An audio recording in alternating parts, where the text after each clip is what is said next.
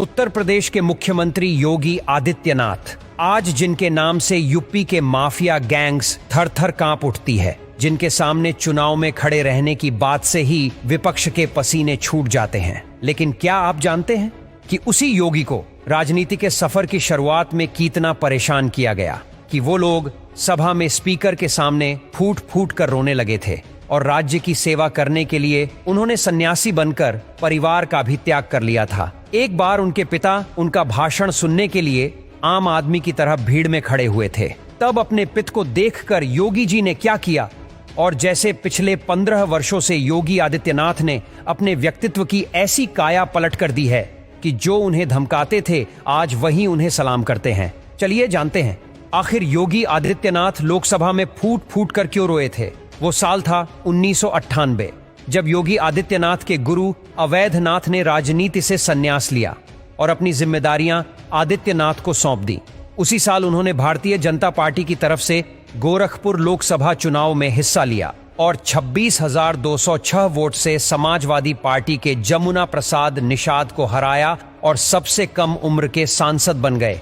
जिसके बाद 1999 और 2004 के लोकसभा चुनाव में भी उन्हें बहुमत से जीत हासिल हुई।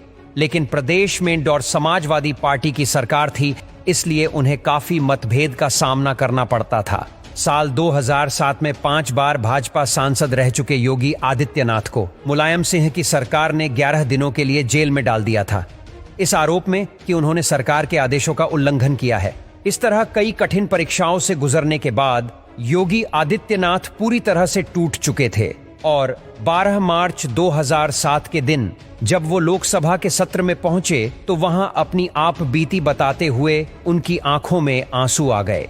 रोते हुए उन्होंने लोकसभा स्पीकर सोमनाथ चटर्जी से कहा कि मैं तीसरी बार लोकसभा का सदस्य बना हूं। पहली बार में 25,000 वोटों से जीता हूं, दूसरी बार में 50,000 और तीसरी बार लगभग 1.5 लाख मतों से मैं गोरखपुर से चुनकर आया हूं। लेकिन पिछले कुछ समय से मुझे राजनीतिक पूर्वाग्रह का शिकार बनाया जा रहा है। मैं उससे टूट चुका हूं। आगे उन्होंने कहा कि मैं आपसे सिर्फ इतना पूछने आया हूं कि मैं इस सदन का सदस्य हूं या नहीं, और क्या ये सदन मुझे संरक्षण दे पाएगा या नहीं दे पाएगा।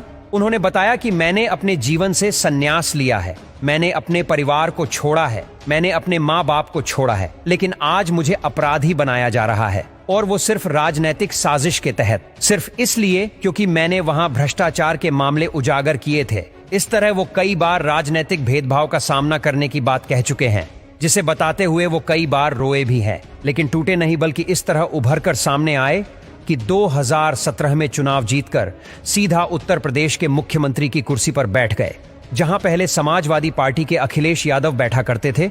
और जब नरेंद्र मोदी की तरह योगी आदित्यनाथ भी एक बार कुर्सी पर बैठते हैं तो जल्दी छोड़ते नहीं।